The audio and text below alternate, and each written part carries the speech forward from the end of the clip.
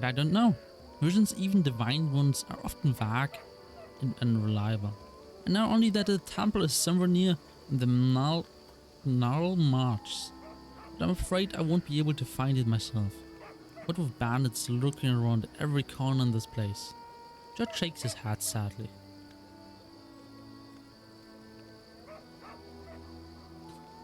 I could get a reward from him. Alright. Nurture God, release Judd. I'm glad I could help.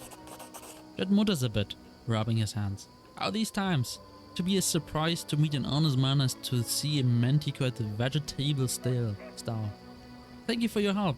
I exhausted my supplies of prayers. I'm glad to repay you in the future, once I've restored my strength. Come to me if you ever need to be healed or blessed. I'm afraid an old fool like me won't be able to handle the mission given me. I'm still on my own. How can I search for the temple when the bandits around here won't let me take a single step? I will head to Oleg's Leviton's trading post to rest and think on what to do next. Please, traveler, if you happen to discover the ruins of the Temple of the Elk, come inform old Judd. My gratitude will know no bounds. Sure, man. The road calls me. Kill him! I'll take the bait.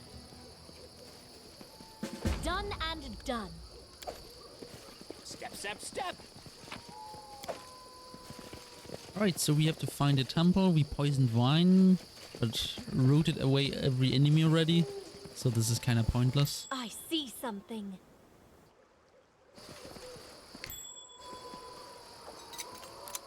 Maybe the poisoning the wine will actually do something. What the fuck is wrong with all these wolves howling? Okay, nothing hidden. No enemies. Oh, look! Little trap, maybe? Not a trap? Okay.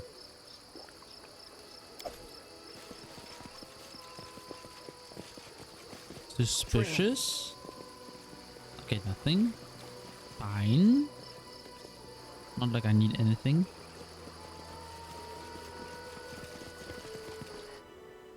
Okay. That wasn't the fort I was expecting. Oh, fort, not fort.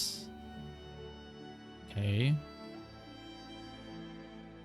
Where the fuck is he? Abaddon Hut. Oh, this is where I need to go next. Okay, okay. I'm coming. Try to avoid.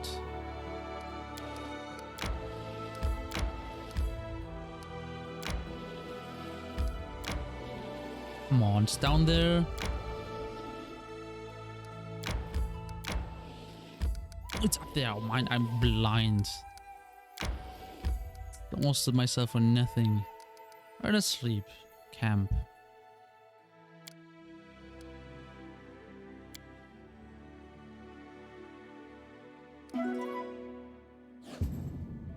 Shoot. Camouflage failed. Oh, it's fine. Nothing attacked.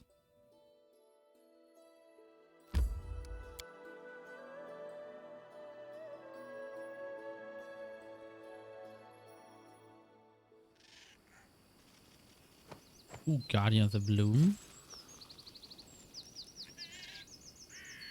Saving is 6th time. You're here. Please follow me. No.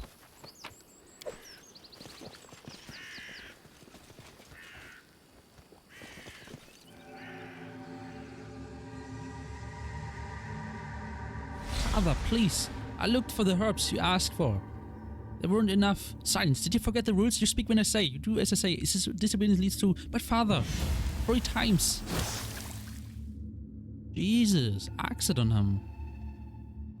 Enough. I can't. Enough.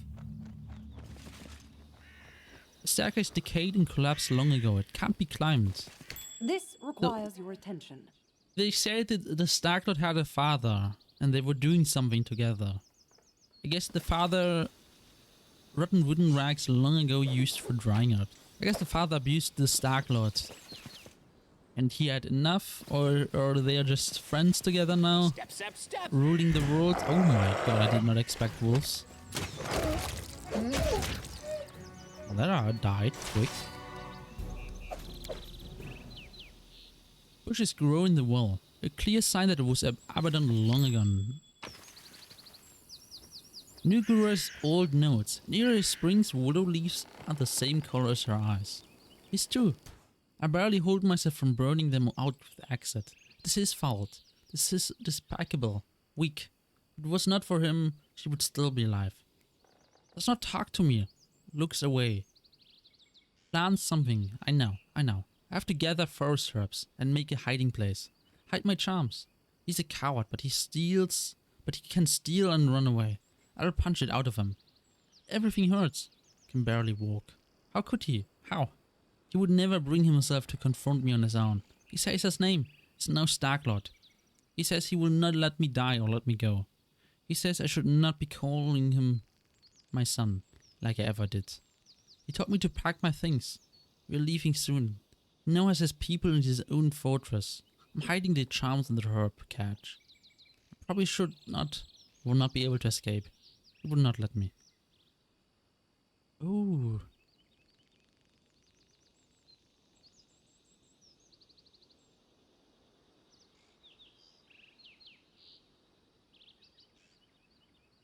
Oh, okay. So the father, that's the father. Nugurs is the father.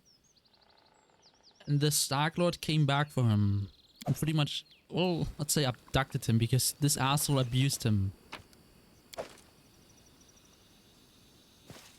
Isn't there a cat? Cat? Did I already take it? But I think I take it. Yeah, he came back because he abused his son. The son turned into the Starklord, now powerful, so he took him home.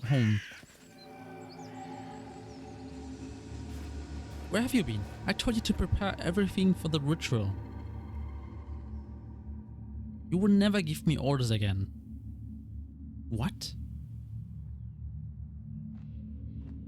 Well, then summon your power. Maybe you'd like to try the exit? I'm not your slave any longer.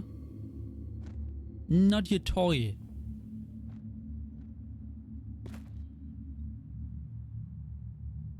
Not your son.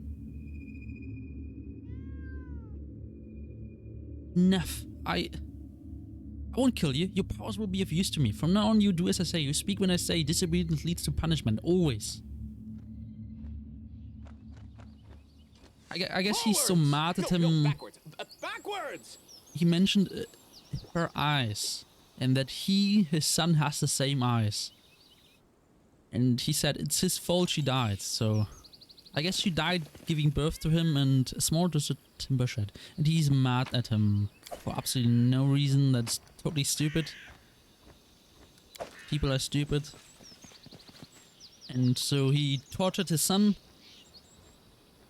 Son got powerful. And now he's torturing his father. And the father made the fog.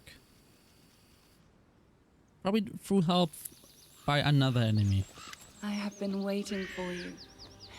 The flowers, birds, and wind told me you would come. Oh, my poor flowers. They will perish before long in this fog. She is laying it thick with her "I need help" cry. It seems that only you can see or hear the nymph. Whoever you're speaking with, if they don't want your friends to overhear, maybe they aren't really looking out for you. True, she's way too dramatic. There's something wrong with her. She could actually just be a nice little druid wanting to save her forest, but she's acting so strange. Tell me what to do next. Search the area around the hut. Try to find anything that remained of the druid who lived here. I am sure the fog is his doing. This suffocating veil is as vicious as his nature. We should learn more about the fog and the ritual through which it was created. Return to me if you find anything. The past may hide the answers that shape the future. Okay. Tell me about yourself. I would like to know more about my ally. Do you really wish to know? Fine. I'll tell you a fairy tale. Once upon a time, there lived a young nymph. She lived in an enchanted forest, where 1,000 birds sung day and night, where the sun often left a spark or two hanging in the tree crowns, and where the starlight fell on sleepy glades like a glowing soft haze. The young nymph loved simple things, like sitting by the stream with her friends, braiding each other's hair and adorning their braids with crystals made of dew, or watching the flowers blooming. But inside her soul, the young nymph dreamed of something more. Oh, dreams. Nothing in any world can live without them. Even a seed that falls in fertile soil cannot sprout without the dream of the sun. The same was true for our nymph. She wished to turn her enchanted forest into a true fairy tale kingdom and fill it with thousands of wonders. But plans so ambitious rarely go unnoticed by greater powers. Those greater powers decided to punish the nymph for her boldness. They sent a horrible monster to poison the enchanted forest and kill the singing birds. The nymph was forced to flee, and finally she found shelter here in the stolen lands. Here she hoped to sprout the seeds of a new dream, even as she mourned the dream she'd lost. But then the magic mist appeared, killing everything that lived. And the nymph cast about, desperately searching for help. So far, these are the fairy tale's final words. But I hope this is not the end just yet. Maybe she's not playing me. She could be lying. I really don't have a good feeling about her. She's just acting way too nice and innocent and... Would you be willing to share the details of your story about these evil powers? The enchanted forest? The monsters? One day, perhaps I will